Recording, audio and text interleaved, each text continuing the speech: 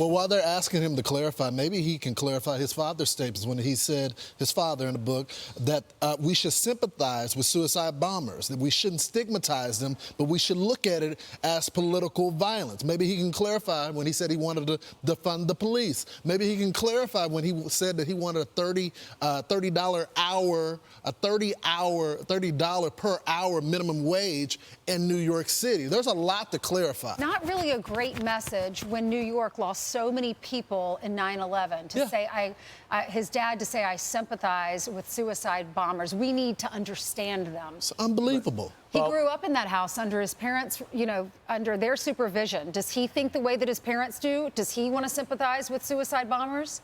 Well, he says the whole thing, globalizing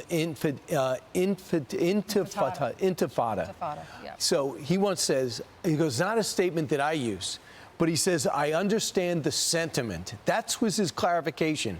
It's not a statement I use, but I understand the sentiment. I don't use that exact phrase, right, but I believe what it means. That's exactly what I'm saying. Listen. Do you condemn that phrase, globalize the intifada? That's not language that I use. Why not just condemn it? Ultimately, it's not language that I use. It's language I understand there are concerns about. But you're standing with the people that are saying it in the middle of the street. If a let's not right after October 7th, he got arrested. Is there two standards here? If a Republican candidate had the KKK behind him screaming stuff, what would be would it be just enough to say, look, I don't stand with their sentiment.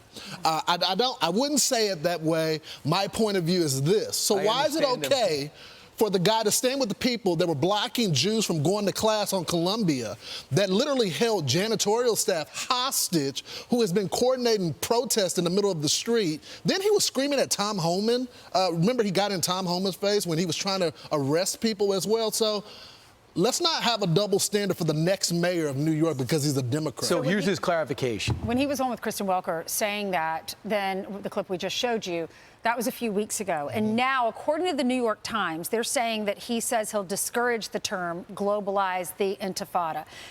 The article says Zohran Mamdani, the Democratic nominee in the race for mayor of New York City, moved to distance himself from comments that sparked outrage during the primary. Why is he distancing himself possibly from this? Is it because he knows this is not a winning message for many people in America? Does he know that there's so many Jewish people that live here in America? Is he saying this because he believes it or he wants to win an election? That's not distance either. We're asking for a full condemnation. Right. We're asking for a full, we want, as they tell us with every issue, moral clarity. Say that the Jewish state has every right to exist, that you don't want to globalize the intifada. It's definitely not a statement that we believe in either, because we don't not one we use every day.